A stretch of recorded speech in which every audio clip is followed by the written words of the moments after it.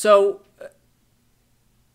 this is a story that I'm not necessarily proud to tell, but it's a pretty good ass story.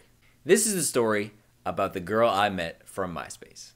This happened around late 2005, I want to say. MySpace was like the in thing. It was like bigger than Facebook is now. MySpace was just the shit. And I was young and impressionable and probably a little thirsty. And I got a friend request from this one girl one day. Her name was Laura or Lauren. Lauren, I think. So I was like, okay, a friend request. So let me accept that friend request. And then we started commenting on each other's pages and stuff. So we comment back and forth, and then we started sending each other messages and whatnot. This is how these things escalate even nowadays. You know, you follow somebody on Twitter, you start DMing each other, then you get on Skype. It was the same thing back in 2005, back in my day. It was the same kind of thing. You friend request somebody on MySpace, you start sending them private messages, and eventually you get them on AIM. AOL Instant Messenger. AOL Instant Messenger. So that's what we did. We started talking on MySpace.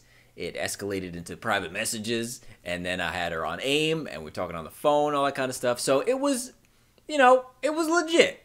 It was one of those relationships that are so frequent everywhere I turn nowadays. So we were talking for a little while. You know, like I said, we were talking on the phone the whole nine. One day, we decided to try to meet up.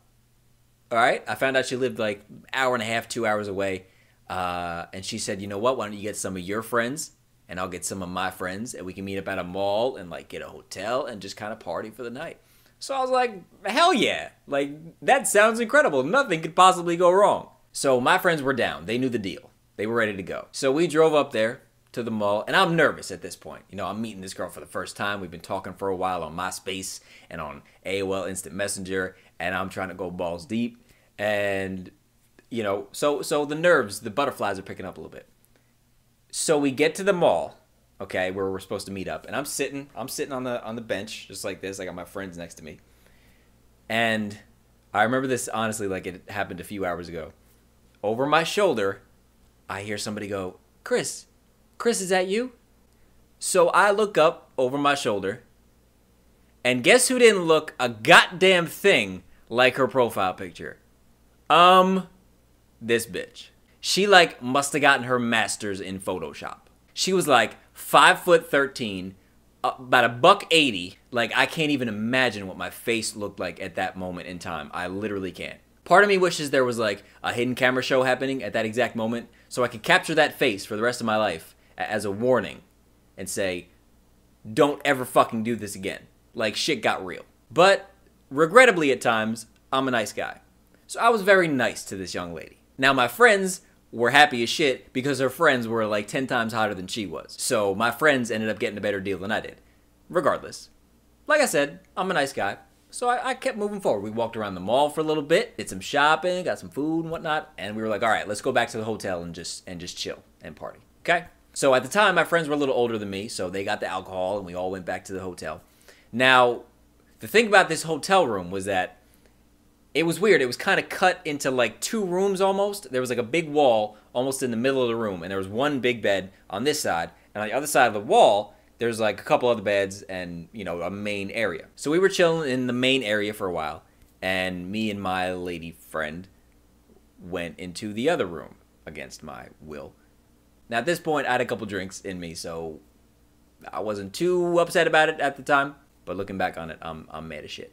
So my friends are in the main part doing their thing with those girls, and I'm in this other room with Laura or Lauren, son of a bitch. Regardless. So me and her in the bed, messing around, doing whatever. And see now, right here is where the story gets embarrassing. And as I sit here right now, I'm starting to regret even beginning to bring up this story, but you gotta finish what you start. So we're in the room. I'm on top of her, clothed, fully clothed at the time. Now, see, now I'm a slim dude, all right? Like I said, she was like 5'13", about $170, $180, something like that, which it didn't look like in the pictures. But I was a lot slimmer then, too. I was like a friggin' pencil back then. So we were just kind of like dry humping on the bed, just getting the juices flowing. I just spit all over the place. But for some reason, she was like thoroughly enjoying this. Like, we weren't doing it, but she was like acting like we was doing it. So I'm sitting there like, okay, either I'm amazing or you're crazy. Turns out it was the second one.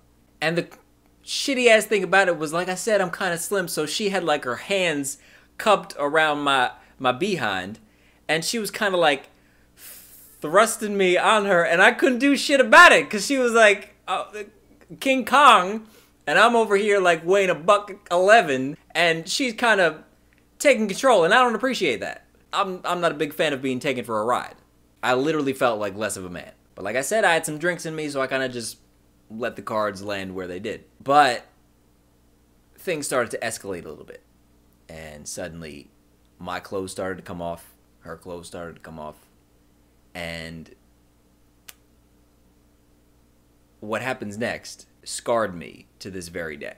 So, to give you a little visualization, she was like lying down on the bed. And she kind of like pushed me back. So I was like above her, on top of her, looking down at her, okay? And I hope all my underage people are not watching this anymore. She took her panties off and started playing with herself. Like, the scenario in itself, under any other circumstance, would be kind of sexy. You know, you got like a fine-ass girl laying on the bed, looking you in the face, and she's doing her thing.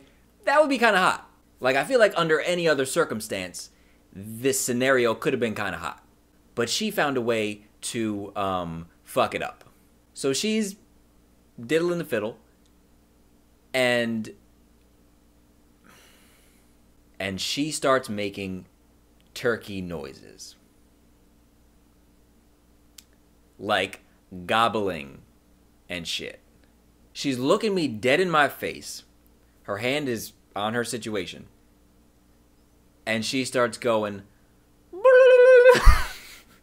I cannot consciously, unquestionably, accurately explain to you what exactly was happening at that moment. Because I have no fucking idea. I was literally mortified.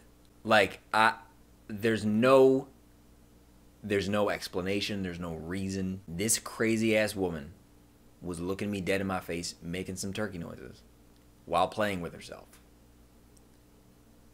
I died a little bit inside. But I think the Lord was shining upon me that day, because at that very moment, one of my friends in the other room called my name, and I jumped out of that bed like that shit was on fire. I went into the other room, and I stayed there for the rest of the night. I didn't sleep. I couldn't drink anymore. I was done. I was literally completely done. So the next morning, the goodbyes were a little bit awkward, but I went my way and she went her way. So we drove 2 hours, I got home, and I blocked that crazy-ass woman with the swiftness. I deleted her off AIM, I deleted her phone number, I erased her from the existence of my life until today. And I never heard from her again. Now here's the moral of the story.